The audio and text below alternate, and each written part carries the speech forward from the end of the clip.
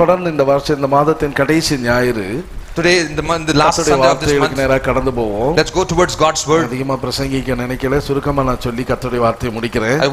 I want to explain in detail, but I don't have time. Let me complete in short. சங்கீதம் 31 சங்கீதத்துல 5 வசனத்தின் கடைசி பகுதியில Psalms 31 verses 5, the last part of it. 31 சங்கீதம் 5 வசனத்தின் கடைசி பகுதியில் நீங்கள் வாசிச்சீங்கன்னா, when we read Psalms 31 5 and last part of the verse 5, சத்தியபரனாகிய கர்த்தாவே நீர் என்னை மீட்டுக் கொண்டீர்.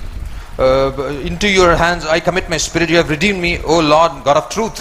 இங்கே தாவீதின் சங்கீதத்துல தாவீது சொல்லுகிறார், சத்தியபரனாகிய கர்த்தாவே நீர் என்னை மீட்டுக் கொண்டீர். Here in Psalms of David telling that you have redeemed me, O Lord God of truth. கடந்த இந்த மாதத்துல கர்த்தருடைய வார்த்தைகளை நாம் கேட்டோம், தியானித்தோம். This month God's words we meditated. 130 சங்கீதம் 7 வசனத்துல சொல்லப்பட்ட வார்த்தையின்படி, as per the words in Psalms 130 verses 7, அவரிடத்தில் திரளான மீட்பு உண்டு, with him is abundant redemption. அவருடைய மீட்பு இரத்தத்தினால் நம்மை மீட்டு தூக்கி எடுத்துட்டார். With his blood he has redeemed and he has lifted us up. கடந்த ஞாயிற்றுக்கிழமை அதை பற்றி கர்த்தருடைய வார்த்தைகளை கேட்டோம். Last Sunday we meditated God's words about this. அவர் நம்மை தூக்கி எடுத்துட்டார். He has lifted us up. ஏன் என்று சொன்னால், why? அதற்கு அந்த 31 சங்கீதம் 4 வசனத்தின் கீழ் பகுதியில் சொல்லி இருக்குது. In Psalms 31 verses 4 below it tells, தேவரீர் எனக்கு அரணா இருக்கிறீர். Oh God is my strength. ஒரு ஹல்லேலூயா சொல்லுங்க. Say hallelujah. தேவரீர் எனக்கு அரணா இருக்கிறீர். For you are my strength. தேவன் நமக்கு பாதுகாப்பா இருக்கிறார். God is our protection. அதுதான் இன்றைக்கு நாம் தியானிக்க போறோம். That is what we are going to meditate. கர்த்தர் நமக்கு அரணா இருக்கிறார். God is our strength. தேவன் எனக்கு கோட்டையா இருக்கிறார். God is my fortress. தேவன் எனக்கு அடைக்கலமா இருக்கிறார். God is my refuge. எனக்கு அரணா இருக்கிறார். God is my stronghold. எனக்கு துருகமா இருக்கிறார். God is my ஆபத்து காலத்தில் அனுகூலமான ஒரு துணையாகவும் இருக்கிறார். In the days of trouble he is my help. தாவீது தன்னுடைய அனுபவத்துல கர்த்தர் தன்னை தூக்கி எடுத்திருக்கிறார். In his experience David is telling this, Lord has lifted me up. தனக்கு வந்த எல்லா ஆபத்துகளிலும், in every difficulties, தனக்கு வந்த எல்லா கஷ்டத்தின் மத்தியிலும், in any troubles, சோதனையின் மத்தியிலும், in the temptations, கர்த்தர் அவருக்கு ஒரு பாதுகாப்பாக இருந்து, God being a protection to him, அவரை தூக்கி எடுத்தார். he has lifted him up. என்றால் அந்த ஆபத்தான கஷ்டமான இக்கட்டான சூழ்நிலையில எல்லாம் இந்த தாவீது என்ன செய்தார் என்று சொன்னால், in the situations of difficulty, trouble, in the calamities, what David did, நம்ம ஆரம்பத்துல எல்லாத்தையும் கர்த்தருடைய கரத்துல ஒப்பு கொடுத்து ஜெபம் பண்ணுவோம் என்று சொன்னனே. as I told you, in everything we surrender in the hands of the Lord and we pray. 1ஆம் தேதி எல்லாத்தையும் கர்த்தருடைய கரத்துல ஒப்பு கொடுப்போம் என்று சொன்னது போல, as like we told what everything we surrender in the hands of the Lord. தாவீது கர்த்தர் தனக்கு அரணா இருந்தபடியினால், பாதுகாப்பா இருந்தபடியினால், because God was his strength and protection, கர்த்தர் தனக்கு துணையா இருந்தபடியினால், because God was his companion, தன்னுடைய ஆவியை அவருடைய கரத்துல ஒப்பு கொடுக்கிறார். he surrendered his spirit into the hands of the Lord. ஆனால் இந்த வசனத்துல உமது கையில் என் ஆவியை ஒப்புவிக்கிறேன். That's what we read in Psalms 31:5, into your hands I commit my spirit. சத்தியபரனாகிய கர்த்தாவே நீர் என்னை மீட்டுக் கொண்டீர். O Lord God of truth, you have redeemed me. யாரு தன்னை கர்த்தருடைய கரத்துல ஒப்பு கொடுக்கிறாரோ அவர்களை கர்த்தர் கரங்கள் எடுத்துருவார். Those who surrender themselves into the hands of the Lord shall lift them in his hands. கர்த்தருடைய கரத்துல நீ ஒப்பு கொடுக்காத வரைக்கும், till the time you are not surrendered into his hands, he cannot help you. He cannot help you out. அப்போ கர்த்தர் யாருக்கு அரண்? To whom God is strength. நீங்க வாசிக்கிறோம், முதலாவது தேவரீர் எனக்கு அரண் என்று சொல்றார். Here that's what God, for you are my strength. நீங்கள் 43ஆம் சங்கீதத்தை நீங்க வாசிச்சீங்கன்னா, when we read Psalms 43, அதுல தாவீது சொல்லுகிறார், 43ஆம் சங்கீதம் 2ஆம் வசனத்துல வாசிக்கும்போது, when we read Psalms 43 verses 2, என் அரணாகிய தேவன் நீர் என்று சொல்லி விடுகிறார். for you are the God of my strength. நீரே எனக்கு அரணாக மதிலாக இருக்கிறீர். You are my walls and you are my strength. அரண் என்று சொல்லும்போது ஒரு பாதுகாப்பு. when we call strength, it is a protection, ஒரு வேலி, a fence, ஒரு மறைவு, a wall, அப்ப அந்த ஒரு அடைக்கலம், a refuge. இதுக்குள்ள இருக்கிற வரைக்கும் நமக்கு ஒரு பெரிய ஒரு தைரியம் உண்டு. till the time we are inside it, we have a great courage. ஒரு பொல்லாங்கு உள்ள நுழைய முடியாது. no evil shall enter in. ஒரு தீமை உள்ள வர முடியாது. no wickedness shall enter in. எந்த மனுஷனும் அவரிடத்துல வந்துட்டான் போதும். any man who comes into him, அந்த இரத்தத்துக்குள்ள வந்துட்டா போதும், comes into his blood, அந்த அடைக்கலத்துக்குள்ள வந்துட்டா போதும், comes into his refuge, இந்த வேலிக்குள்ள வந்துட்டா போதும், comes into his fence. இவருக்குள்ள ஒரு மனுஷன் வந்துட்டான்னா, when a man comes into him, ஒரு பெரிய பாதுகாப்பு. for him there's a great protection. நீங்க பழைய ஏற்பாட்டு காலத்துல நீங்க பார்த்தீங்கன்னா, when we see in the Old Testament, அடைக்கல பட்டணம் என்று சொல்லி யோர்தானுக்கு அக்கறையில 3 இக்கரையில 3 கொடுக்க போயிருந்துச்சு. we have a city of refuge by the sides of Jordan, either sides of the Jordan. அதை பற்றி நீங்கள் என்னாகமம் 25ஆம் அதிகாரத்தை நீங்க வீட்ல வாசிச்சு பாருங்க. About this you can read the Numbers 25. அதுல மொத்தம் 6 அடைக்கல பட்டணம். You have 6 cities of refuge. அதுல ஒரு மனுஷன் ஒருத்தர் ஏதாவது கைப்பசகா ஒரு தவறு நடந்து விட்டது என்று சொன்னா, if a man commits any unknown mistake, அவன் என்ன செய்வான்? பழிக்கு நியமிக்கப்பட்டவன் who is for the punishment, ஓடி போவான். he'll run towards. இவனால் பாதிக்கப்பட்டவை இவனை துரத்திக்கிட்டே இருப்பான். who is harmed by him will chase him back. அவன் கைக்கு, அந்த சத்துருவின் கைக்கு, அந்த பழிகாரனுடைய கைக்கு தப்ப வேண்டும். he has to escape from the hands of the enemy. ஏதோ தவறா நடந்து போச்சு. unknowingly it has happened. ஏதோ கைப்பசகா ஒரு கோடாரி விழுந்துருச்சு. the axe has fallen unknowingly. ஏதோ கத்தி பற்றுச்சு. the sword has been. ஏதோ மேல வேலை செய்யும் போது சுத்தியல் விழுந்துருச்சு. when he was working a hammer has fell down. அவன் விழுந்தது மண்டையில பட்டு ஆளு செத்து போனான். when it fell down on the head and he has died. பழைய ஏற்பாட்டு பிரமாணம் என்ன செய்தது? what is the law of Old Testament? பல்லுக்கு பல், கண்ணுக்கு கண். for the teeth to teeth and eyes to eyes. செத்து போனா, ஒன்னால ஒருத்தர் செத்து போனால் நீயும் சாவணும். because of you somebody is dead, you have to die. ஐயோ நான் இப்படி இருக்கும்போது இப்படி ஒரு சடந்து போச்சு.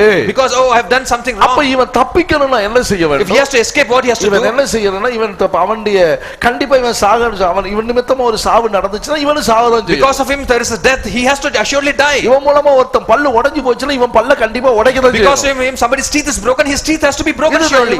இதுதான் பழைய ஏற்பாட்டு பிரமாணம். this is the law of Old Testament. அப்ப இவன் அதுல தான் ஐயோ என் பல்லு போகுதேன்னு சொல்லி இவன் பயந்தான்னா, if he is feared that my teeth is going to be broken now, ஜீவன் தப்பணுமே, நான் என்ன செய்யறது? my life has to be escaped, what shall I do? பயப்படலாம். இவன் என்ன செய்வான்? if he has to fear, what he has to do? நேரா ஓடி போய் அந்த அடைக்கல பட்டணத்துக்குள்ள போயிரணும். he has to run and escape into the city of refuge. அந்த அடைக்கல பட்டணத்துல பிரதான ஆசாரியன் ஒருத்தர் இருக்கிறான். there is a high priest inside the city of refuge. பிரதான ஆசாரியன் கர்த்தரால் அபிஷேகம் பண்ணப்பட்டான். he is anointed by the Lord. அவனிடத்துல போன பிறகு when he entered into him, இவன் பின்னாடி வர்றவன் அவன் அந்த அடைக்கல பட்டண வாசல் வரைக்கும் வரலாமா ஒழிய உள்ள வர முடியாது. the person who is chasing, he can go near the gate but cannot enter inside the city. அவன் ஜீவனுள்ள நாளெல்லாம் அந்த இடத்தை விட்டு அவன் வெளியே போக கூடாது. till the days of his life he should not come out of the city of refuge. அதுதான் அந்த அரணுக்குள் வந்தது போல. that is what is coming inside his. அவன் பழிகாரன் என்ன செய்வான்? what he will do? அவன் வாசல்ல நின்னுக்கிட்டே இருப்பான். he will be standing in the gate. என்னைக்காவது வெளியே வந்துட்டான்னா, when he is going to come out, அவன் போட்டு தள்ளிடுவான். somehow to kill him. அதனால அவன் என்ன செய்ய கூடாது? எப்போதும் அவன் அந்த உள்ளுக்குள்ளே அந்த பிரதான ஆசாரியன் எல்லைக்குள்ளே அவன் இருக்க வேண்டும். he should be inside the territory of the high priest always. எல்லையை விட்டு போனா சாகவே சாவான். when he cross the territory he shall surely die. இத பத்தி சாலமோனை பத்தி பைபிள்ல நீங்க வாசிச்சீங்கன்னா அது சொல்லி இருக்குது. you can read about Solomon in the Bible. காத் என்பவனுக்கு அப்படி ஒரு எல்லையை போட்டான் Solomon made a territory for Gath. அவன்தான் சிமேயி he is a Simei என்பவனுக்கு ஒரு எல்லை போட்டான். he made a territory. எருசலேமை விட்டு நீ வெளிய போக கூடாது. you should not go out of Jerusalem. சிமேயி நீ வெளியில போனது எனக்கு தெரிய வந்துச்சுனா, Simei if I come to know that you நிச்சயமா நான் உன்னை சாகடிச்சு, assuredly I shall kill you. அது வரைக்கும் நீ சாகற வரைக்கும் அந்த எருசலேமுக்குள்ளே தான் இருக்கணும். till the time you have to be inside Jerusalem. அவன் தெரியாம ஒரு தடவை போயிட்டு வந்தா அவன் செத்து போனான். unknowingly he secretly he went out, he died. அவன் வார்த்தையின்படி அப்படியே அவனுக்கு தீர்ப்பு கொடுக்கப்பட்டது. as per his words the judgment was given.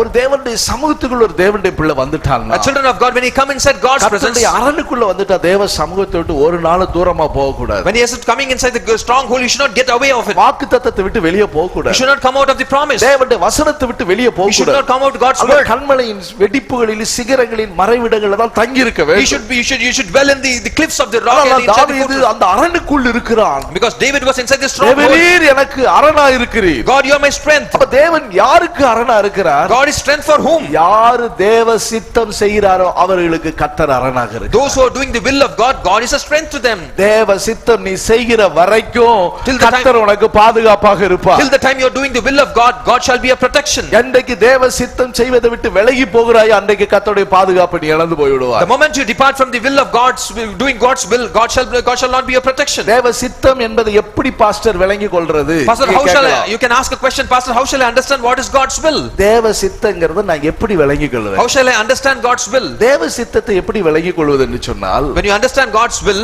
தேவ சித்தமானா உங்க இருதயத்துல ஒரு பெரிய சமாதானம் இருக்கும். when if it is a God's will, you will have great peace in your heart. சில காரியங்கள் சில இடங்களுக்கு போறதுக்கு உங்களுக்கு இஷ்டம் இல்லாமயே போவீங்க. sometimes when you want to go to a place without your wish, you will go to that place. ஒரு சில நேரங்கள்ல நடத்திப்புக்காரங்க கூப்பிடுவாங்க. sometimes the servants of God would call. நீங்க அவங்களோட போகணும். you have to assure இல்ல எனக்கு போறதுக்கு இஷ்டமே இல்ல, நான் உங்களோட வர்றது தேவ சித்தம் இல்லன்னு சொல்ல கூடாது நீ அந்த நேரத்துல. and that time you should not tell them, no, I don't wish to go, it is not God's God's will. உனக்கு மேல உள்ளவங்க உனக்கு ஒரு வார்த்தைகளை சொல்லும்போது அதுக்கு நீ கீழ்ப்படியணும் கண்டிப்பா. Where is authority above you, you have to obey to their voice. எங்களை நாங்க பெரியவங்களோட இருக்கிற நாட்கள்ல In the days when we were with elders, உபவாசம் போடுவோம். we used to have fasting. எங்களுக்கு தனிப்பட்ட விதத்துல உபவாசம் போட திடீர்னு எங்களை விசிட்டிங் கூட்டி போவாங்க. We were used to have personal fasting and they used to call for visiting. மனசு கஷ்டமா இருக்கும். We will be trouble in the heart. போறோமே அவங்களோட போறோமே. We are going with them. அங்க போனா உபவாசத்தை இழக்க வேண்டியது வருமே மனசு கஷ்டமா இருக்கும். We have to lose the fasting, we will be troubled in heart. ஆமா கண்டிப்பா அவங்க போற இடங்கள்ல அவங்க சாப்பிடும்போது அவங்க கொடுத்த ஆகாரத்தை நாங்களும் சாப்பிடணும். Assuredly when they go when something is given to them to eat, you have to also eat. அந்த நேரத்துல நான் அதை விட்டுட்டு எங்க வழியை நாங்க எங்க இல்ல நாங்க இப்படிதான் இருப்போம்னு சொல்லி நாங்க மாறி இருக்கிறது அது சரியில்லை. That is not right, that telling that it is my own way. அதற்கெல்லாம் வேத வசனம் இருக்குது. For that there is scripture. சொல்ல டைம் கிடையாது. We don't have time to explain. அப்ப அதை விட்டு மாற கூட அங்க பலியை பார்க்க நீ கீழ்ப்படிதல் உத்தமம். Compared to the offering, obedience is better. இது பேதுரு அப்போஸ்தலன் சொல்றாங்க நாங்கள் தேவனால் உண்டானவர்கள். We are by the God. தேவனால் உண்டாயிருக்கு எங்களுக்கு செவி கொடுக்கிறார். Those who Peter says that those who are with God they obey me. தேவனால் உண்டாயிராதவன் எங்களுக்கு செவி கொடுக்கிறது இல்ல. Those who are not by God they do not heed to us. இதனால சத்திய ஆவி என்னதென்று வஞ்சிக்கிற ஆவி என்னதென்றதை அறிந்து கொள்வீங்க. So with that you can understand what is the truth of the spirit and spirit of deceiving. வீடுகள்ல பெற்றோர் சொல்ற வார்த்தைக்கு பெரிய பிள்ளைகள் கீழ்ப்படிய வேண்டும். Children obey to the words of your parents. சபையில போதகர்கள் சொல்லுகிற வார்த்தைகளுக்கு தேவனுடைய ஜனங்கள் கீழ்ப்படிய வேண்டும். Children of God in church the preacher the message when he gives you have to obey to வேலை his words. பார்க்கிற இடங்கள் அதிகாரியுடைய வார்த்தைகளுக்கு நீங்கள் கீழ்ப்படிய வேண்டும். The place where you work you have to obey to the authorities.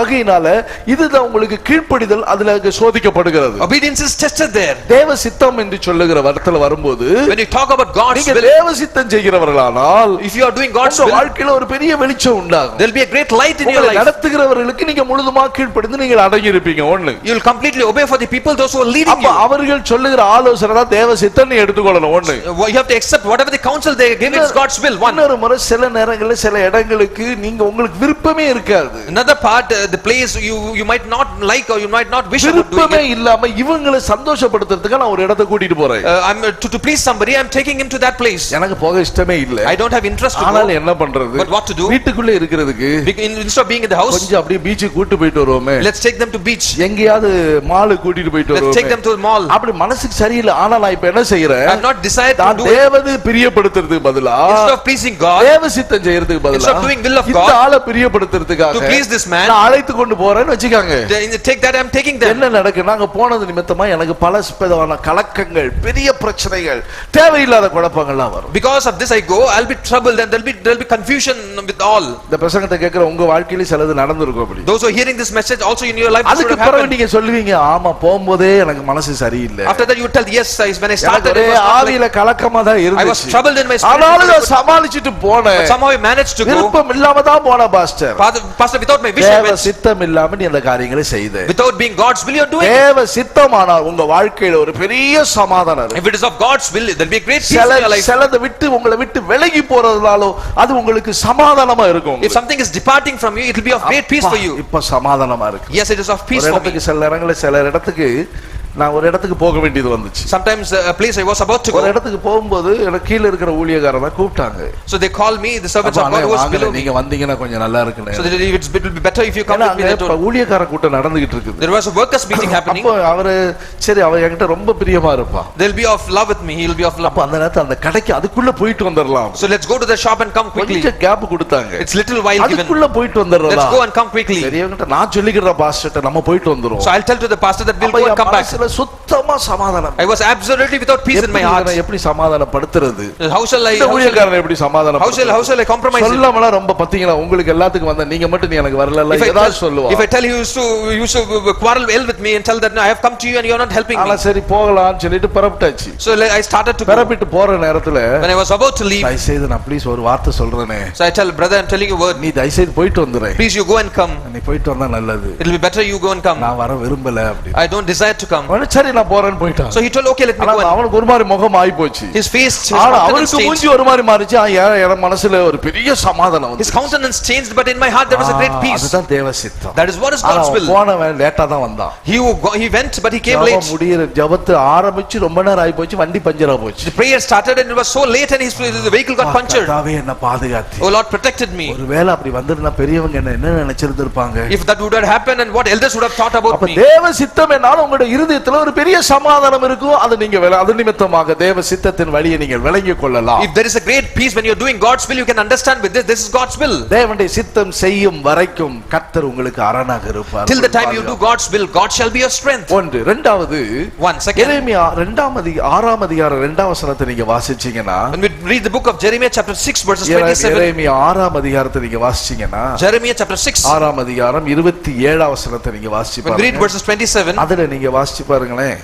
அதுல வாசிக்கிறோம், நீ என் ஜனத்தின் வழியை அறிந்து கொள்ளவும் சோதித்து பார்க்கவும் நான் உன்னை அவர்களுக்கு துருகமாகவும் அரணாகவும் வைத்தேன் என்று சொல்றாரு. I have set you as an assayer and a fortress among my people, that you may know them, know and test their way. இங்க வாசிக்கிற எரேமியாவை கர்த்தர் அந்த ஜனத்துக்கு ஒரு வெண்கல அரணாக கர்த்தர் வைத்தார். That's what we read here. Lord kept Jeremiah as a great fortress for them. இது இரண்டாவது, நமக்கு ஒரு பெரிய அரண் என்று சொல்லுவது, அரண் என்று சொல்லுவது தேவன் நமக்கு தந்த கர்த்தருடைய ஊழியக்காரங்க. Second is a stronghold or fortress, is the servants of God which God has given to us. நல்ல ஆவிக்குரிய ஊழியக்காரங்க உங்களுக்கு கிடைச்சிருக்கிறான் என்றால் அது உங்களுக்கு கிடைச்சிருக்கிற ஒரு பெரிய அரண், பாதுகாப்பு. Spiritual servants of God, if you got them, it is a great fortress or it is a great stronghold for you.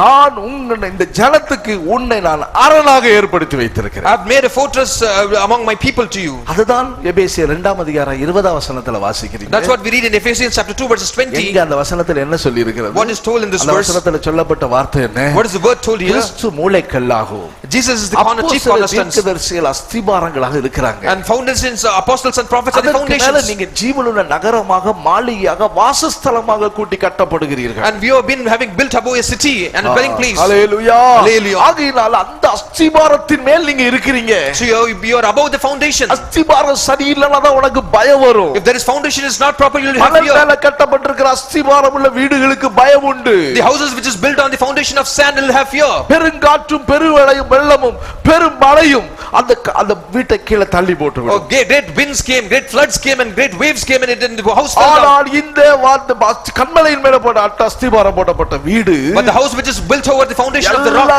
சூழலில் நிலைத்திருக்கும். in any situation it will stand firm. அந்த காற்றுக்கு அசையாதே, it should not shake for any wind. அந்த வெள்ளம் அதுல மோதினாலும் ஒண்ணு அசையாதே. Even any floods come and beat over, அந்த பெருமழை போயிட்டுமே, there will be great rain. அது அப்படியே இருக்கும். It will stand firm strongly. இதுதான் கர்த்தருடைய நல்ல ஒரு ஆவிக்குரிய சபையில நீ ஐக்கியமா இருக்க என்றால் அது உனக்கு கிடைச்ச ஒரு பெரிய பாக்கியம். If you are in a fellowship of a spiritual church, that's a great blessing for you. உங்களுக்கு ஆவிக்குரிய நல்ல ஊழியக்காரங்க கிடைச்சிட்டாங்கன்னா அது உங்களுக்கு கிடைச்ச ஒரு பெரிய சொத்து. Oh, it is a great property if a servants of God spiritual you have got it. எத்தனையோ ஊழியக்காரங்களால தான் அநேக குடும்பங்கள் அழிஞ்சு போனது எனக்கு. Because of so many servants of God, so many families has been destroyed. சில ஊழியக்காரங்களை பற்றி சில விசுவாசிகள் சொல்லி இருக்காங்க. About servants of God have heard believers from believers. ஊழியக்காரங்களை நம்பி நிறைய காரியங்களை நாங்க செய்தோம். Believing this servants of God, so many things we did. அவங்களுடைய அநேக காரியங்களுக்கு நாங்கள் ஷூரிட்டி போட்டோம். விசுவாசிகள், we are believers, they told that we have given so many assurance and assurity for them. ஊழியக்காரங்களுக்கு எதிராக எழும்பிட்டாங்க. The servants of God, they raised against us. ஊழியக்காரர்களை நம்பி எங்களுக்குரியதெல்லாம் நாங்கள் கொடுத்தோம். Believing them, we gave all our belongings. எங்களுடையவைகள் எல்லாவற்றையும் அவரிடத்துல சொன்னோம். We told everything of ours to them. கடைசில எங்களை அசிங்கப்படுத்திட்டாங்க. Finally they shamed us. நாங்க வெட்கப்பட வேண்டியது வந்து போச்சு. We had to shame badly. மாம்சத்துக்குரியவர்களிடத்துல போய் சிக்கிக் கொள்றாங்க. The people go and ensnare and call themselves those who are the flesh. பிள்ளைகளே, ஆவிக்குரிய நல்ல சபையோடு, நல்ல ஆவிக்குரிய ஊழியக்காரர்களோடு, உங்கள் ஆத்துமாவுக்கு உத்தரவாதம் பண்ணுகிறவர்களோடு நீங்கள் ஐக்கியமா இருக்கிறது உங்களுக்கு கிடைச்ச ஒரு பெரிய பாதுகாப்பு, ஒரு அரண் என்றுதான். Children of God, those who are into fellowship, those who are servants of God, those who are in spirit, having with them, having fellowship with them is a great blessing for you. நாபாலின் மனைவியாகிய Abigail Abigail வேலைக்காரர் சொல்லுகிறது நமக்கு நன்றாக தெரியுமே. We know that Abigail, what she tells. அபிகாயிலுடைய வேலைக்காரர்கள் சொல்லுகிறார்கள். The servants of Abigail are telling. அபிகாயில்டத்துல சொல்றாங்க. They are telling to Abigail. தாவீதோடு இருக்கிற வாலிபர்களுக்கும் ஆகாரம் கொடுக்க மாட்டேங்கிறார் நம்முடைய எஜமான். David's and for David's servants, our master is not giving them food. ஆனா ஒன்று சொல்லுகிறேன். But one thing I tell you. அவர்களோடு நாங்கள் இருந்த நாட்களில் எல்லாம், till the time we were with them, அவர்களோடு இருந்து நாங்கள் மந்தைகளை ஆடுகளை மேய்த்த நாட்களில், till the time we were feeding the sheep, எங்களுடையவைகள் ஒன்று சேதப்பட்டு போகவில்லை. nothing of us was harmed. எங்களுடையவைகள் ஒன்றும் அழிந்து போகவில்லை. nothing was perished. எங்களுக்கு அவர்கள் மதில போல இருந்தார்கள். They were like walls for us. ஆகையினால பிரியமான கர்த்தருடைய பிள்ளைகளே, so beloved children of God, கர்த்தருடைய ஊழியக்காரர்களுடைய ஐக்கியம், சபையின் ஐக்கியம், அப்போஸ்தலருடைய ஐக்கியம் உங்களுக்கு இருக்கிற ஒரு பெரிய பாதுகாப்பு. oh servants of God's fellowship and church fellowship and apostle fellowship, it's a great fortress, great wall for you. ஒரு தடவை ஒரு விசுவாசியுடைய பெயர் சபையில பேர்ல எழுதி இருந்துச்சு லிஸ்ட்ல. The servants of believers name was written in the list once. Das சாட்சி சொன்னது மாதிரி As like brother Das told his காலையில testimony. 4 மணிக்கு எல்லா விசுவாசிகளுக்கு பேரையும் சொல்லி ஸ்தோத்திரம் பண்றோம். In the morning in the 4 o'clock we used to utter every servant of every believer's name and praise. பரியாசம் பண்றான். ஒரு ஊழியக்காரர் சொல்றாரு, என்ன காலையில எழும்பி ஒவ்வொருத்தருக்கா தோத்திரம் அப்படின்னு சொல்றீங்க? Somebody started to mock out of it. Why you are reading everyone's name and praising? அது ஒரு பரியாச வார்த்தையா சொன்னாரு என்கிட்ட. He mocked it and told. நான் உடனே சொன்னேன், Immediately I told back, விசுவாசி கொடுக்கிற காணிக்கை தசமபாகத்தை நீ வாங்கி சாப்பிடுற. You are eating the offerings and tithes of this believer. Daily காலையில எழும்பி கர்த்தருடைய கரத்துல ஒப்பு கொடுத்து ஸ்தோத்திரம் பண்ண முடியலன்னா நீ என்ன ஊழியக்காரன் கிடையாது. ஒரு ஸ்தோத்திரம் அந்த ஆளுக்கு நீ பண்ண முடியலன்னா என்ன ஊழியக்காரன்? If you are not able to even praise them and surrendering into the hands of God in the morning, what kind of servants of God are you? அங்கேயினால அதிகாலையில எழும்பி ஸ்தோத்திரம் பண்ணணும். So early morning we have to praise God. ஒரு ஊழியக்காரர்களுக்காக ஒரு நமக்கு தெரிந்தவர்கள் அறிமுகமானவர்களுக்காக ஸ்தோத்திரம் பண்ணணும். For every servants of God, those who are known to us, and we have to praise them. ஸ்தோத்திரம் பண்ணும்போது என்ன நடக்கும்? If when we praise, what happens? அவங்களுக்கு மகிமை உண்டாக நமக்கு கிருபை கிடைக்கும். For them it will be glory, for us it's a grace. தேவனுடைய மகிமை விளங்குவதற்கு ஏதுவாக அநேகருடைய ஸ்தோத்திரத்தினால கிருபை பெருகுது. For many people God's glory shall be manifested there. தேவன் அந்த குறிப்பிட்ட நபரை கர்த்தர் குறிப்பிட்ட நபர் கர்த்தர் மகிமைப்படுத்துவார். God shall glorify that particular person. அநேகருடைய ஸ்தோத்திரத்தினால கிருபை உங்களுக்கு பெருகிக்கொண்டே இருக்கும். Because of praise we gain grace.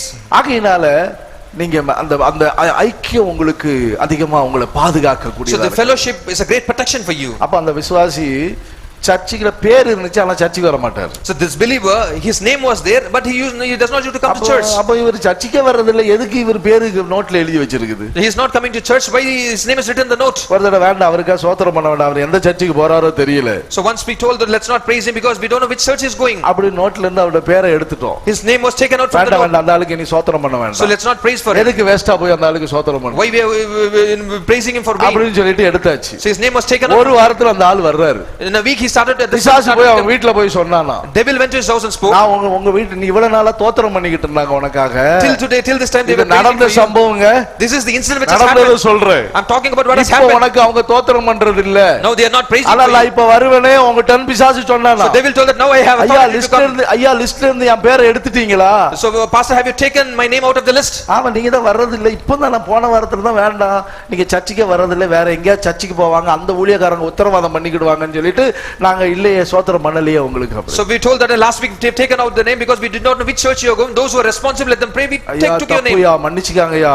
So he told pastor, forgive me. கதறினார். He started to weep. அழுதார், கத்தினார். He started to weep and cry. சமத்துல பாருங்க, உனக்கு ஸ்தோத்திரம் ஊழியக்காரருடைய ஐக்கியம் இருக்கிற வரைக்கும் உங்களுக்கு கர்த்தர் பாதுகாப்பார். Till the time you have praises and servants of God's fellowship, God is great protection for you. ஆனா அந்த கொரிந்திய சபையா தங்க இஷ்டப்படி அவங்க நடக்கல. So Corinthian churches people though did not live as per their own life. கொரிந்தியில உள்ள மக்கதோனியா நாட்டு சபையை பற்றி அப்போஸ்தலனாகிய பவுல் 2 கொரிந்தியர் 8ஆம் அதிகாரத்துல அந்த சபையை பற்றி சொல்றாரு. So Paul is talking about second Corinthians chapter 8 about this church. அதுல சொல்றாரு, அவங்க தாங்க நினைச்சபடி கொடுக்காம, as per whatever they did, 8ஆம் அதிகாரம் 5ஆம் வசனத்துல second Corinthians chapter 8 verses 5, நினைத்தபடி மாத்திரம் கூடாமல் தேவனுடைய சித்தத்தினாலே முன்னே தங்களை தாமே கர்த்தருக்கும் பின்பு எங்களுக்கு ஒப்பு கொடுத்தார்கள். And not only as we had hoped, but they first gave themselves to the Lord and then to us by the will of God. நம்மை முதலாவது கர்த்தருக்கு ஒப்பு கொடுக்கணும். We surrender ourselves to God. இரண்டாவது கர்த்தர் நம்மை நடத்துகிற கர்த்தருடைய ஊழியக்காரர் கையில நம்ம ஒப்பு கொடுக்கணும். Second, we have to surrender ourselves to the servants of God, those who are responsible for us. அவர்களுடைய ஜெபம், அவருடைய ஸ்தோத்திரம் நம்மை பாதுகாக்கும். Their prayers and their praises will protect us. அவர்கள் துக்கத்தோடு நடத்தினால் அது நமக்கு ஆசீர்வாதமா இருக்கும். If they lead us by grief, it will not be a blessing for us. சந்தோஷமா நம்மை நடத்தும். Let them lead us with happiness. தேவ சித்தத்தின் ஆலோசனை அவர்கள் மூலமா வெளிப்படுத்தப்படும். Through them God's counsel shall be revealed to us. ஆகையினால கர்த்தருடைய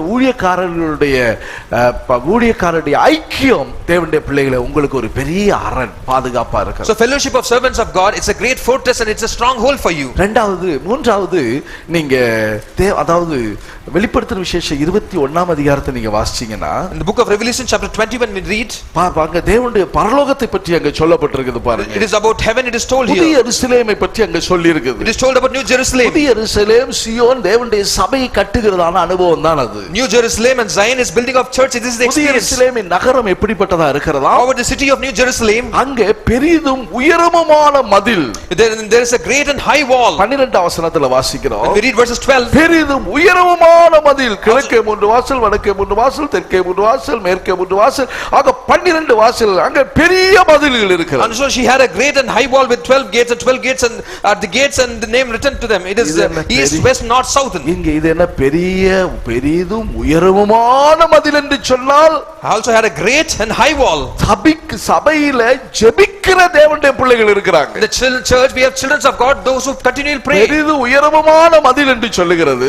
Great and high wall means, ஏசாயா 62ஆம் அதிகாரம் 6ஆம் வசனத்தை நீங்க வாசிச்சீங்கன்னா, when we read Isaiah 62:6, எருசலேமே, ஓ ஜெருசலேம், மதில்கள் மேல் பகல் முழுவதும் ரா முழுவதும் ஒரு காலம் மௌனமாயிராத ஜாமக்காரர்களை கட்டளையிடுவேன். I have set watchmen onto your walls, they shall never hold their peace day and night. அந்த மதில்கள், பெரிய மதில்கள் என்ன?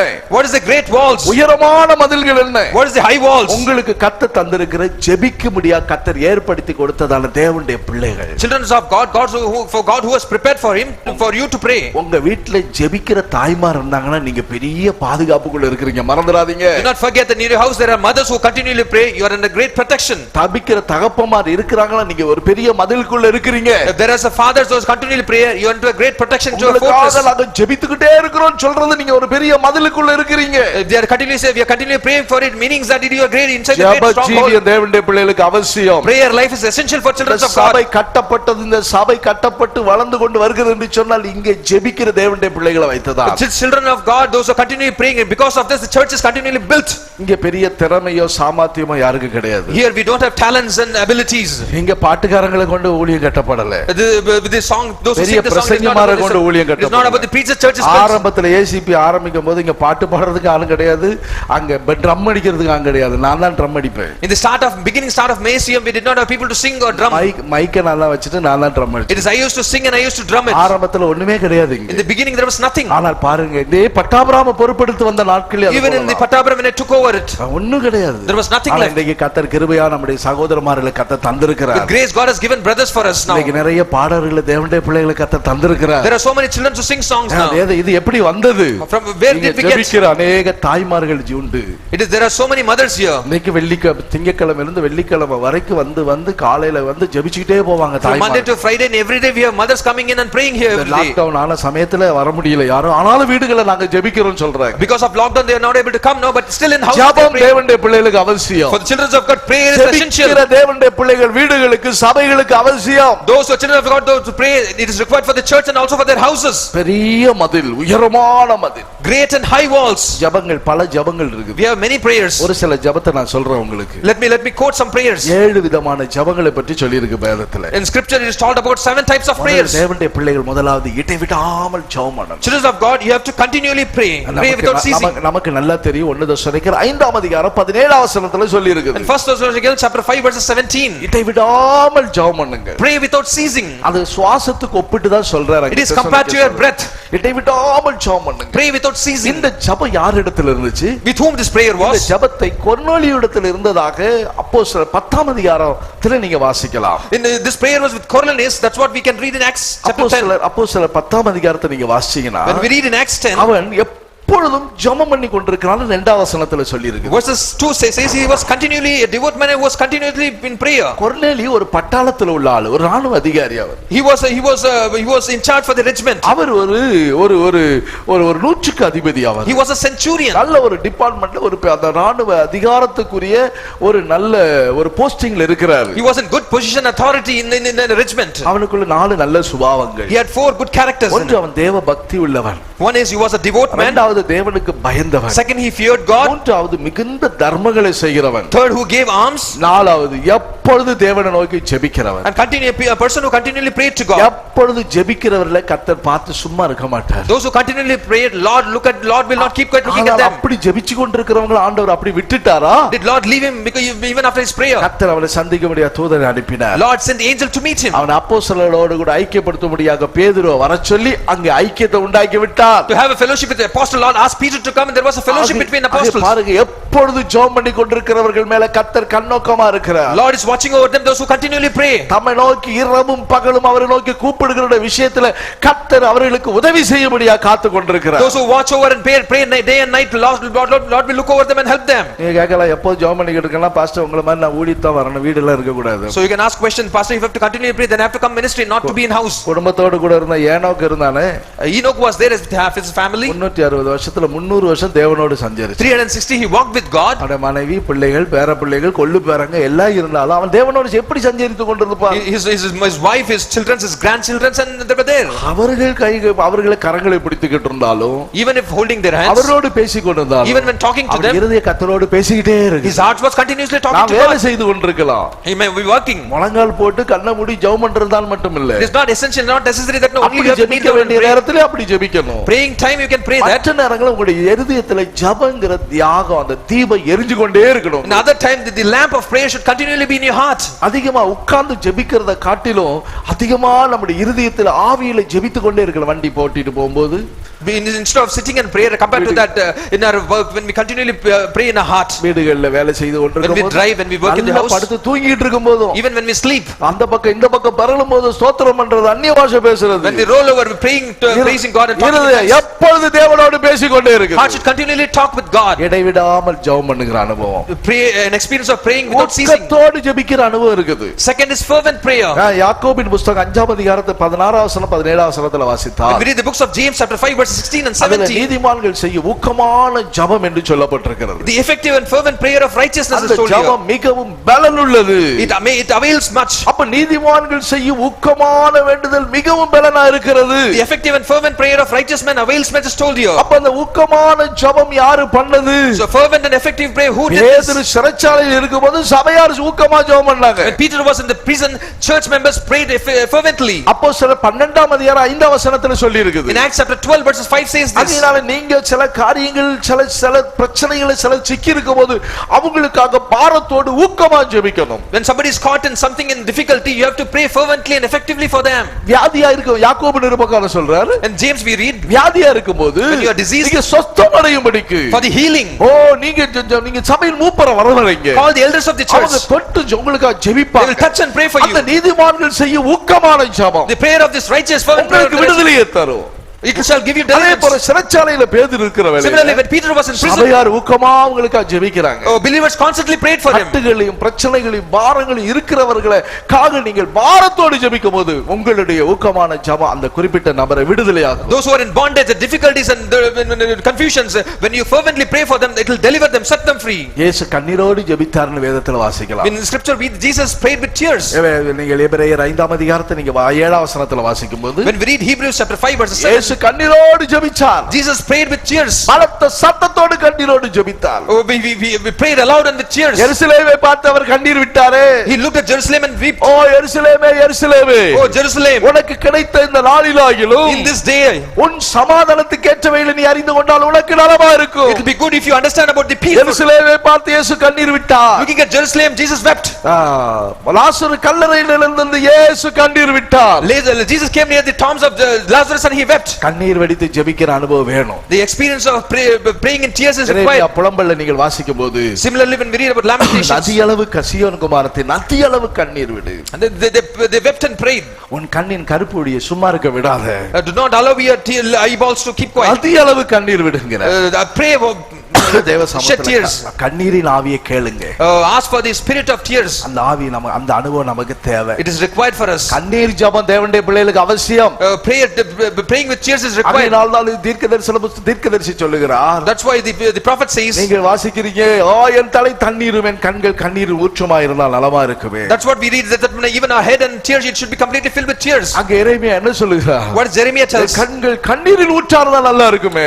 it should be like a fountain of water. நான் அழுவேன் என் ஜெபத்துக்காக. I'll cry for people. அதனால கண்ணீரின் ஜெபம் தேவை.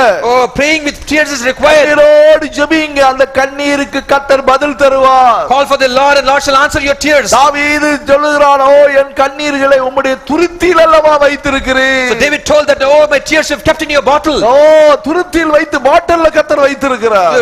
God has kept it in a bottle. கண்ணீருக்கு பதில் உண்டு. There's answer for your tears. கண்ணீருக்கு கர்த்தர் உங்களுக்கு பதில் தருவார். God shall answer for your tears. அடுத்தது எத்தனாவது இப்போ? அடுத்த நாலாவது, next fourth point, ஆவியில ஜெபிக்கிற ஜெபம், praying in spirit. எபேசியர் 6ஆம் அதிகாரம் 18ஆம் வசனத்துல என்ன வாசிக்கிறீங்க? What we read in Ephesians 4:18. எபேசியர் 6ஆம் அதிகாரம் 18ஆம் வசனத்துல Ephesians chapter 6 verse 18. என்ன சொல்றாரு? நீங்கள் எல்லா சமயத்திலும் எந்த சமயத்திலும் சகல விதமான வேண்டுதலோடும் விண்ணப்பத்தோடும் ஆவியினால ஜெபம் பண்ணி, praying always with all prayers and supplications in the spirit. நல்ல அந்நிய பாஷைகளை பேசி ஜெபம் பண்ணுங்க. Pray in tongues. நல்ல இருதயத்துல சில காரியங்களை வைத்துக்கொண்டு, keeping something in your heart. பல கஷ்டம் இருக்கும், there may be difficulties, இருக்கும், pains. அந்த வேதனை எல்லாம் மனசுல வச்சுக்காங்க. Keep everything in your heart. வாய் அந்நிய பாஷை பேசிட்டே இருக்கணும். Let your mouth start to talk in tongues. இருதயத்துல பாரம் இருக்கு, வெளியில சொல்ல பக்கத்துல இருக்கிறவங்க கேட்டு இத சொல்லி தான். In the heart there is a burden. If you love openly loud and people hear it. உள்ளிருந்தீங்களே our ஆராய்கிறார். Lord understands your inner man. உங்கள் வாய் சொல் பிரவாதற்கு முன்பதாக எல்லாவற்றையும் அவர் அறிஞ்சிருக்கிறார். Before your word your mouth could talk. நீங்க மனசுல வச்சுக்கொண்டு அந்நிய பாஷை பேசிக்கொண்டே இருங்க. Keeping everything in your heart, talk in tongues. 16 பாஷைகளை எவ்வளவு நாள் பேசிக்கொண்டே இருங்க. Talk in unknown languages. ஏன்னா நீங்க பல காரியங்களை வாயில சொல்லி அந்நிய பாஷை பேசுறீங்கன்னு வச்சுக்காங்க. If you talk something and then you talk in tongues, இன்னொரு ஆளு இன்னொரு காரியத்தை சொல்லி ஜெபிச்சிட்டு இருப்பாங்க. Another person will talk something and he'll used to pray. ஆண்டவரே எனக்கு சுகம் தரணும் நீங்க ஜெபம் பண்ணீங்கன்னு வச்சுக்காங்க. For example, you are telling Lord heal me. இந்த ஆளு என்ன ஜெபம் பண்ணிட்டு இருக்காரு? What is the other person வாயை praying? திறந்து இந்த ஆளு என்ன ஜெபம் பண்றாரு? எப்படியாவது இந்த ஆபீஸ்ல உள்ளவரை ரட்சிக்கணுமே ஜெபம் பண்றாரு. This person is praying somehow save me people இன்னொரு in the world. ஆளு வந்து என்ன சொல்றாரு? What is the other person praying? ஊழியக்காரரை தேவரீர் பாதுகாக்கணுமே இன்னொரு ஆளு ஜெபம் பண்றாரு. Lord protect the servants of God, he is praying. இப்படி எல்லாம் என்ன செய்யுது? இந்த ஆளு இந்த சத்தம் காதுல கேக்குது. செவிட்டு மனுஷனா பரவாயில்ல, காது கேக்குமே. If he is deaf then that's okay because he is hearing this. அப்ப இந்த காதுல கேக்கும்போது என்ன ஆகுது? So what happened when he is hearing? நம்ம இப்படி சொல்றோம், இந்த ஆளு இப்படி சொல்றாரு. I am telling this and he is telling this. அவருக்குரிய காரியங்கள் இப்படி சொல்லி ஜெபிக்கிறாரு. Other person is telling this. ஒண்ணுக்கு கிராஸ் ஆக அந்த ஜெபம் ஒருமனதான ஒரு ஜெபமா இருக்கு. There will be a cross in the prayer, it will not be with oneness. அப்ப நீங்க கூடி ஜெபிக்கும்போது என்ன செய்யணும்? When you join together in prayer, பொதுவா பாயிண்ட் சொல்லி ஜெபிக்கும்போது அந்த குறிப்பிட்ட பாயிண்ட்காக நீங்க சேர்ந்து ஜெபிப்பீங்க. In a common point told for a common point you can pray together. சில நேரங்களில் ஜெபத்துல உபவாச ஜெபத்துல உட்கார்ந்த உடனே 1 மணி நேரம் 1/2 மணி நேரம் உங்களை தனிப்பட்ட விதத்துல ஜெபிக்க விட்டுருவோம் பாட்டு பாடின உடனே. In the fasting prayer when we used to allow you to so that you pray individually alone. அப்ப ஒவ்வொருத்தரும் ஜெபம் பண்ணிட்டே இருப்பீங்க. You will be alone individually will be praying. அப்ப நீங்க என்ன செய்யணும்? மனசுல பாரங்களை வைத்துக்கொண்டு இருதயத்தில் உள்ளதை கர்த்தருக்கு சொல்லிக்கிட்டு ஆவியில சொல்லிக்கொண்டு வாயில அந்நிய பாஷை பேசி சொல்லுங்க. With burden in heart and spirit you should pray talking in your tongues. அதனால தான் யூதா 20 வசனத்திலே அதை பற்றி சொல்லி. That's what in Jude 20 it says. உங்கள் மகா பரிசுத்தமான விசுவாசத்தின் மேல் உறுதிப்படுத்திக் கொண்டு பரிசுத்த ஆவியில ஜெபம் பண்ணுங்கன்னு சொல்றாரு. Building yourself upon your most holy faith, praying in the Holy Spirit. அதனால ஆவியில ஜெபிங்க. So pray in spirit. அந்நிய பாஷைகளை பேசி நல்ல அந்நிய பாஷைகளை பேசி ஆவியில ஜெபிங்க. பரிசுத்த ஆவியானவர் உங்களுக்கு உதவி செய்வார். Talk in tongues and pray in spirit, Holy Ghost shall help you. அடுத்து போராடி ஜெபம் பண்ணுங்க. Next is strive and pray. இதை பற்றி எப்பாப்ராத்தித்து உங்களுக்காக ஜெபத்துல போராடுகிறார் என்று சொல்லி கொலோசியர் 4 அதிகாரத்திலே பவுல் அப்போஸ்தலன் சொல்லுகிறார். Colossians chapter 4 St Paul says that Epaphras is praying is striving and praying for you. கொலோசியர் 4 அதிகாரம் 12 வசனத்திலே வாசிக்கிறோம். Colossians chapter 4 verses 12 we read. ஜெபத்துல உங்களுக்காக போராடுகிறார். He is striving and praying for you. நான் ஜெபத்துல போராடுறேன் என்று பவுல் சொல்லுகிறார். St Paul says I am striving for you in prayer. ரோமர் 15 அதிகாரம் 32 வசனத்திலே வாசிக்கிறோம். Romans 15:30 that's what we read. நான் ஜெபத்துல போராடுறது போல என்னோட நீங்க ஜெபத்துல போராடுறீங்க. So as I pray, as I strive and pray, you also strive and pray for me. என்ன ஜெபம்லாம்? இடைவிடாம ஜெபம் பண்ணுங்க. Pray without ceasing. ஓகமா ஜெபம் பண்ணுங்க. Pray for pray with tears. ஆவியில ஜெபம் பண்ணுங்க. Praying in spirit. போராடி ஜெபம் பண்ணுங்க. Strive and pray. என்ன அடுத்து என்ன செய்யுங்க? What is next? சோர்ந்து போகாம ஜெபம் பண்ணுங்க. Pray without losing your heart. இயேசு லூக்கா சுவிசேஷம் 18 அதிகாரத்துல சொல்றாரு. Jesus is telling in Luke chapter 18. 1 வசனத்துல சோர்ந்து போகாம ஜெபிக்கணும். எப்படி ஜெபிக்கணும்? So pray without losing your heart. இந்த ஜெபத்தெல்லாம் சீஷர்களுக்கு யோவான் சொல்லி கொடுத்தார். தம்முடைய சீஷர்களுக்கு. John told all this to his teachers, taught all this to his disciples. இயேசு ஜெபிக்க சொல்லி கற்றுக் கொடுத்தார். Also Jesus taught it to his disciples. இன்னைக்கு நாம் இந்த ஜெபங்கள் எல்லாம் கற்றுக்கொண்டவர்கள் நாம் அந்த அனுபவங்கள்ல நாம் முன்னேறி போகணும். Those who know all this prayer, we have to go forward in experiencing all இந்த the ஒரு prayers. பெரிய உயரமான மதிலை நீங்கள் கட்ட வேண்டும் உங்களுடைய வீடுகள்ல. In your house you have to bring the strong hold in your house. அவர்கள் தான் புதிய எருசலேம் சீயோன். They are the New Jerusalem and Zion. சபைக்குள்ள இப்படிப்பட்ட ஜெபங்கள் தேவை. In church is this kind of prayers essential. மனுஷகுமாரனுக்கு முன்பாக நிக்கிறதுக்கு கடைசில 7வது என்ன?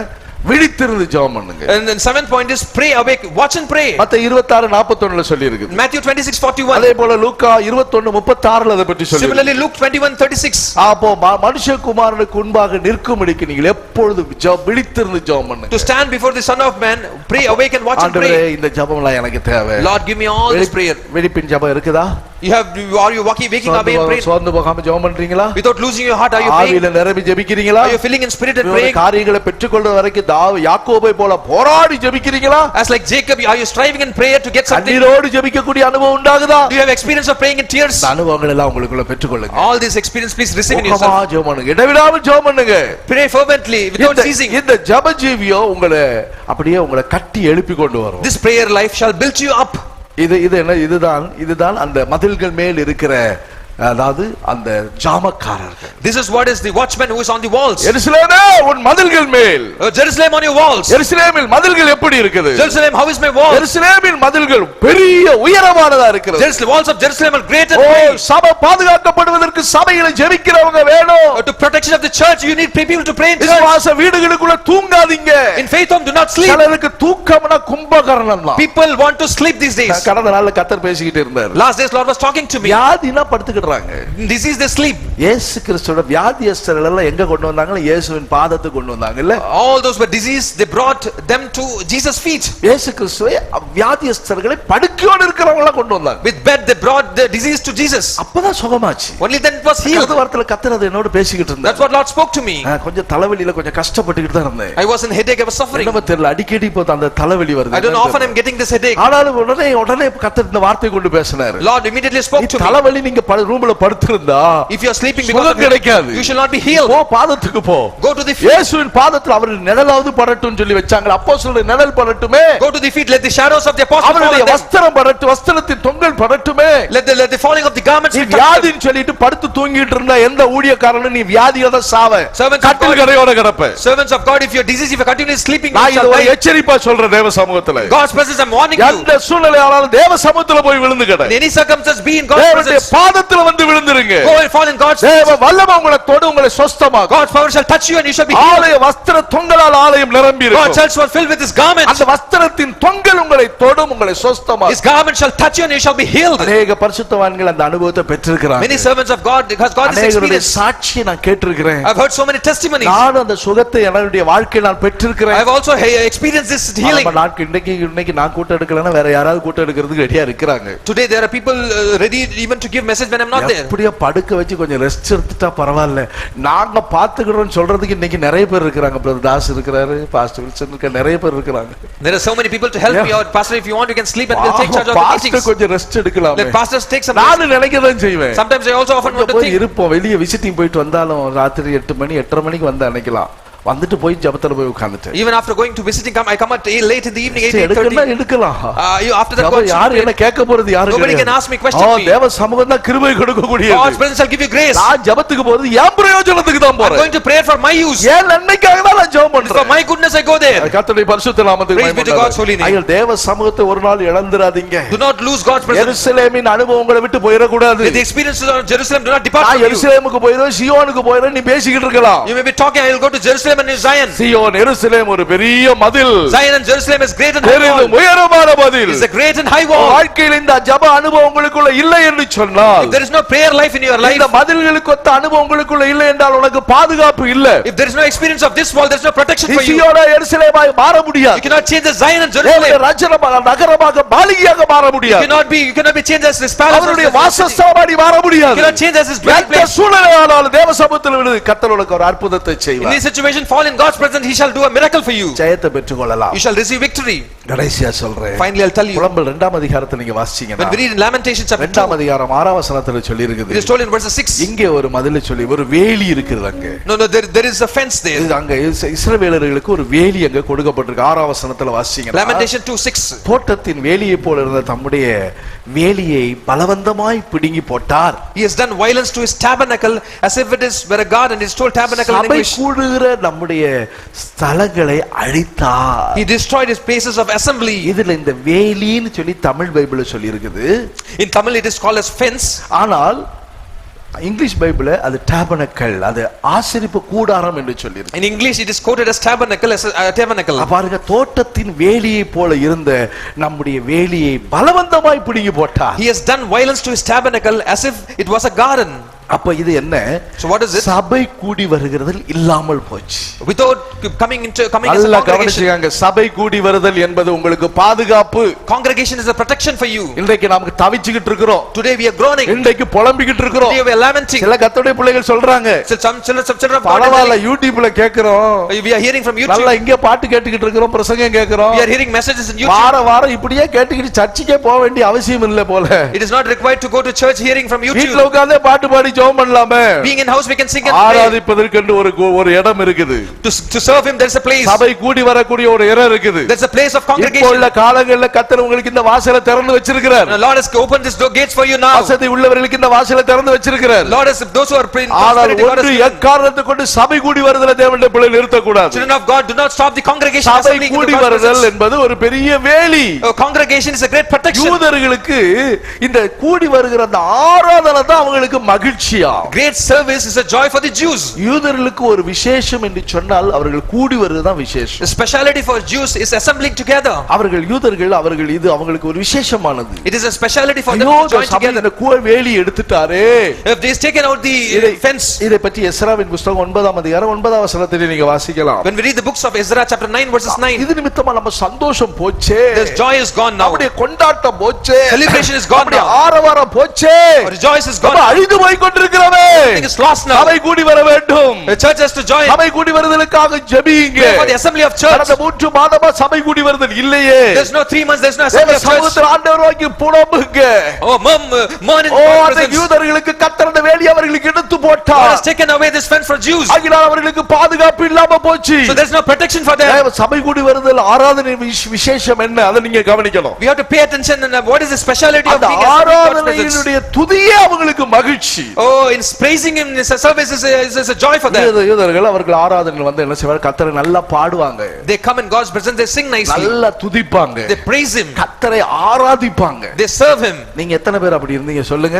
How many of you are like that? கடந்த காலத்துல இந்த கூடி வரதுக்கு முன்னாடி உங்களுக்குள்ள இந்த ஆராதனை எத்தனை பேர் நீங்க ஒழுங்கா ஃபாலோ பண்ணீங்க? Before we could assemble here, how many of you followed this properly? எத்தனை பேர் ஆராதனை கரெக்ட்டா வந்திருந்தீங்க? How many of you currently came to service? பாடுற நேரத்துல ஆள இருக்காது. பாட்டு 3 பாட்டு பாடி முடிப்பாங்க. கூடி வர்றதுக்காக பண்றோம். Till the end of 3 songs there will not be people coming in. 3 பாட்டு முடியற வரைக்கும் ஆளு கிடையாது. Till the end of 3 songs. நீ கர்த்தரை பாடுறது உனக்கு இருக்கிற வேலி. Oh, singing songs. வேலி புடிங்கி போட்டுட்டார். Oh, he has taken off the fence. கரங்களை தட்டி பாடுறீங்களா? Clapping your hands and singing. வாயை திறந்து பாடுறீங்களா? Open your mouth and நீ sing. உனக்குள்ள ஒரு வேலியை நீ உண்டாக்கிட்டு இருக்கற. You are protecting, you are having a fence. நீங்க உங்களுக்குள்ள ஒரு கூடாரத்தை வாசஸ்தலத்தை நீங்கள் ஏற்படுத்தி கொண்டிருக்கிறீங்க. You are having a tabernacle, you are having a fortress for you. இது எங்களை விட்டு போயிருச்சே.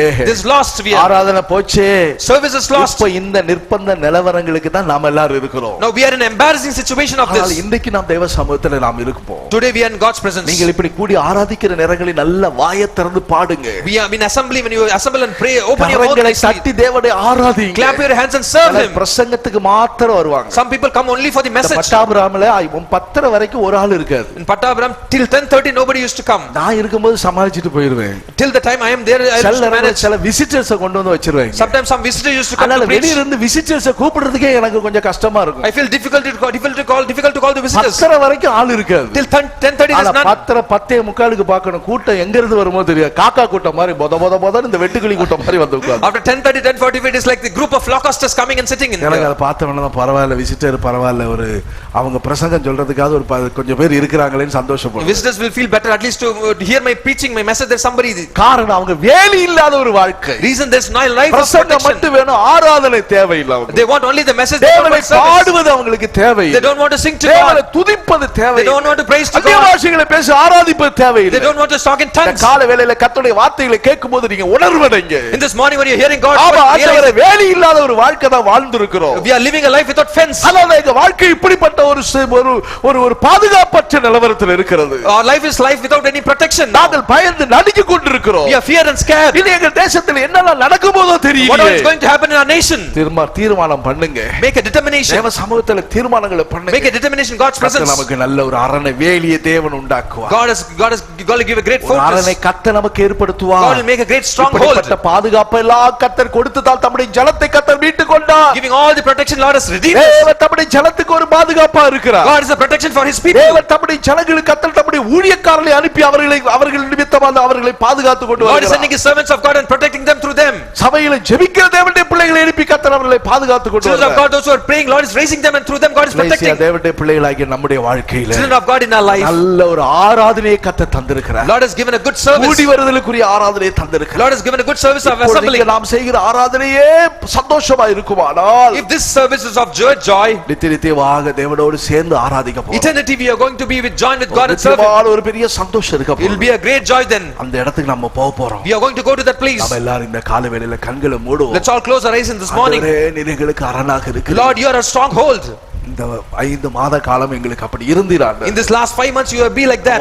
எங்களை பாதுகாத்து. Lord, you protected us. இதுல எப்பெல்லாம் வேலி பிடுங்கி போச்சோ, பிடுங்கப்பட்டு போச்சோ, when the fence was taken away, அடப்ப என்னைக்கெல்லாம் பிடுங்கி போட்டியோ, when it's unplugged, என்னைக்கு தேவனை நீ விட்டியோ, when you lost God, என்னைக்கு ஊழியக்காரருடைய ஐக்கியத்தை நீ விட்டியோ, when you lost the fellowship of servants of God, என்னைக்கு உங்களுடைய வாழ்க்கையில ஜெபத்தை நீ விட்டுவிட்டியோ, when you lose prayer in your life, நல்ல பாடி துதித்து ஆராதிக்கறங்களை தட்டி தேவனை ஆராதிக்கிறது நீ என்னைக்கு விட்டியோ, when you lose clapping and singing his songs and praying God, அன்னைக்கு நீ உன் அடைப்பை பிடுங்குகிறாய். oh, then you are unplugging yourself. பிரசங்கில வாசிக்கும்போது as we read in Solomon சொல்லுகிறார், அடப்பை பிடுங்கினால் பிடுகிறவனை பாம்பு கடிக்கும். when you unplug, serpents will come and bite you. எப்படி பாம்பு என்று சொன்னால் பிசாசு அவர்களை மேற்கொள்ளுவார். they will shall prevail over you. நீ அடைக்கப்பட்ட தோட்டம், you are the covered garden, மறைவு கட்டப்பட்ட நீரூற்று, you are the river that is covered. உங்களை வேலி அடைத்து பாதுகாக்க. Lord is covered up with a fence. அவருக்கென்று நீங்கள் ஒரு பாதுகாப்புக்குள்ள நீங்க இருக்கிறீங்க. for him you are into a protection. யோபுக்குண்டான வேலையெல்லாம் கர்த்தர் வேலி அடைத்திருந்தார். Lord protected Job with everything. கர்த்தர் உங்களுக்கு அரணாக, உங்களுக்கு வேலியாக, மதிலாக இருக்க விரும்புகிறார். Lord wants to be a stronghold, a fence and a wall for you. எத்தனை பேர் அதை விரும்புறீங்க? how many of you desire that? விரும்புறங்க. ஆண்டவருடைய சமூகத்துல உங்களை ஒப்புக்கொடுங்க.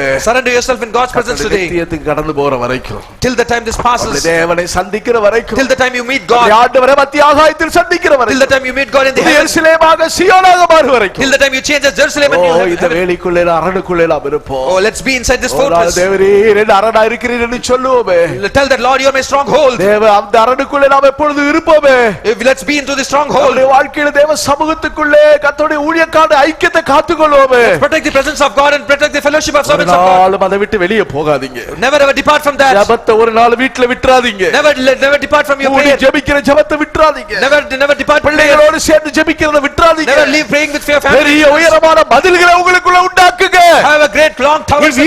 வீட்டில உள்ள எழுத்தின்படி காம்பவுண்ட் நீ ஜாஸ்தி உயர்த்தலாம். for your house you may be having a great compound. அது அல்ல உன்னுடைய பாதுகாப்பு. that is not your protection. ஜெபம்தான் உன் பாதுகாப்பு. prayer is your protection. கர்த்தர் உனக்கு அரணாக இருக்கிறார். God is a stronghold. அவரே உனக்கு பதிலாக இருக்கிறார். your wall. அருமையான கர்த்தருடைய பிள்ளைகளே, beloved children of God, பதிலுக்குள்ளே கர்த்தர் உங்களை வைத்து காக்க விரும்புகிறார். God wants to keep you inside the walls. அந்த பதிலுக்குள்ளே கர்த்தர் உங்களை வைத்துக் கொள்ள விரும்புகிறார். God wants to keep you inside the walls. தேவனை ஆராதிப்போம். let's serve God. துதிங்க வீடுகள்ல. praise in your house. அல்ல துதிங்க கர்த்தருடைய சமூகத்திலே. praise in your presence. துதிக்க praise him. பாட. the more you sing songs, கரங்களை தட்ட. the more you clap. ஒரு பெரிய வேலிக்குள்ள நீங்க இருக்கிறீங்க. you are inside a great fence. அது உங்களுக்கு ஒரு பெரிய மதிலாக இருக்கிறது. it's a great wall for you. ஒரு உதாரணம் நான் சொல்றேன். only one example I'll tell you. பயங்கரமான ஒரு பிரச்சனை. there was a great problem. அந்த பிரச்சனை என்று சொன்னால் ஒரு கொலை மிரட்டலுக்குரிய ஒரு பிரச்சனை. people were threatening me to kill. அப்போ அந்த வீட்டார் பயந்து கொண்டிருந்தாங்க. this family was afraid. யாரை கண்ண வச்சாலும் அந்த மனுஷன் செத்து போவான். whoever is going to do it ஒரு பொல்லாத மனுஷன். he is a wicked man. அவ பார் உனக்கு தலை எடுக்கறனா இல்லையான்னு பார். he told that I'm going to behead you. சவால் விட்டுட்டு போறாங்க. he challenged me. அந்த குடும்பத்தார் என்ன செய்தாங்க தெரியுமா? you know what the family did? தேவ சமூகத்திலிருந்து நல்ல கரங்களை தட்டி கர்த்தரை துதிச்சாங்க. being in God's presence they clap hands and praise God. தேவனை துதித்து முறையிட்டாங்க. they requested to God. அஸ்திபாரங்கள் அசைத்தது போல கர்த்தர் அசைத்தார். it's like the foundations of the prison shook. அந்த மனுஷன் இவரை வெட்றதுக்கு அருவாளை தூக்கிட்டு வர்றான் ரெண்டு பேரும் கூட. the man with sword he wanted to come there, he started to come here. சொன்னபடி அவன் செய்வான். he wanted to do இவங்க whatever he said. போய் ஒளியல. they did not go and hide themselves. ஈரோடுல நடந்த சம்பவம். this is the incident happened. அந்த குடும்பத்தார் கர்த்தரை துதித்தாங்க. the family prayed. இவர்களுக்கு ஒரு வேலியாகி விட்டது. this was a great இவர்களுக்கு இது பாதுகாப்பாகி விட்டது. this was a great protection wall. அந்த சம்பவம் என்ன? what incident took place? அந்த ரெண்டு பேர் வந்துகிட்டு இருக்கான். வந்தவன் லாரியில அடிபட்டு அவன் ரெண்டு பேருடைய தலையை நசுங்கி போச்சு. the two men were coming on the wall to kill them. they உனக்கு கர்த்தர் பாதுகாப்பா இருப்பார். they met with the accident, their head was crushed. எதிராக எழும்புற ஆயுதங்கள் வாய்க்காதே போகும். the weapon raised against you துஷ்டர்கள் உன் எல்லைக்குள்ள வர முடியாது. oh wicked shall not come inside your territory. கர்த்தருடைய பாதுகாப்புக்குள்ள இருக்கு. you are inside God's protection. எவ்வளவு பாக்கியமான பிள்ளைங்க நம்ம பாருங்க. how blessed are we. எவ்வளவு ஆசீர்வாதமானவங்க. how blessed are we. எப்படி கர்த்தரை துதிக்கலாம் தெரியுமா? so how we have to praise him. ஏன் நீங்க யோசிக்கிறீங்க? why you are thinking for that? எனக்கு பாட்டு தெரியாது. வாயை மூடிக்கிட்டு ஊமக்கொட்டையாட்டு உட்கார்ந்து இருக்காத. do not be dumb. கை இல்லாத மனுஷனை போல உட்கார்ந்து கண்ணத்துல கை வச்சுட்டு பாட்டு பாடும்போது உட்கார்ந்துகிட்டு இருப்பாங்க சிலர். people are like without hands they be பாட்டு பாடும்போது அப்படியே தொடையை தட்டிக்கிட்டு உட்கார்ந்துகிட்டு இருப்பாங்க. or else they be beating the thighs. கையை தட்டிக்கிட்டு உட்கார மாட்டாங்க. they'll not clap their hands. எல்லாம் ஒழுங்கின்மையான காரியம். this all this indiscipline. கரங்களை தட்டி துதிக்க அது உனக்கு தான் பாதுகாப்பு. when you clap your hands and pray it's a great ஏலி எங்களை விட்டு போயிருச்சே. fence is taken away. நீ இப்படி இல்லாதபடியால் பாதுகாப்பு உன்னை விட்டு போயிருச்சு. because you are not like that, protection is away. வசனம் இந்த காலை வேளையில் எச்சரிக்குது. God's verse is warning you. சபையே உணர்வடைவாயாக. church realize. சபையே எழும்புவாயாக. Church, raise up. தேவனை ஆராதிக்கும்படியாக துதியின் சத்தத்தோடு ஆலயத்துக்குள்ள வருவோம். Praise God, praises come into the ஆலயத்துக்குள்ள temple. ஆரவார சத்தத்தோடு வருவோம். Let them rejoice in the temple. கம்பீர சத்தத்தோடு ஆராதிக்கும்படியாக கூடி வருவோம். Shouts, praise him and come. கர்த்தர் சபைக்குள்ள திரும்ப அந்த அனுபவத்தை God is தரப்போகிறார். going to give back this கரங்களை experience தட்டி now. கர்த்தரை நாம் ஆராதிப்போம். Clap your hands and give கரங்களை praise. தட்டி கர்த்தரை நல்லா துதியுங்க. Clap your hands and praise him கர்த்தரை now. நல்லா ஸ்தோத்திரம் பண்ணுங்க. Praise him now. ஹalleluya ஹalleluya. ஓ ரமல கரம் என்ற அன்புள்ள ஆண்டவர் இயேசுவே நான் உந்தன் நாமத்தை போற்றிடுவேன். என்ற அன்புள்ள ஆண்டவர் இயேசுவே நான் உந்தன் நாமத்தை போற்றிடுவேன். உம்மை போல் ஒரு தேவனை பூமியில் அறிந்தேன். உயிர் தந்த தெய்வமே நீ. அல்லேலூயா. உம்மை போல் ஒரு நீசரை காண்பேன். தேவமே உயிர் தந்த தெய்வமே நீ. ஆனந்தம் ஆனந்தம் அல்ல பகலிலும் பாடிடு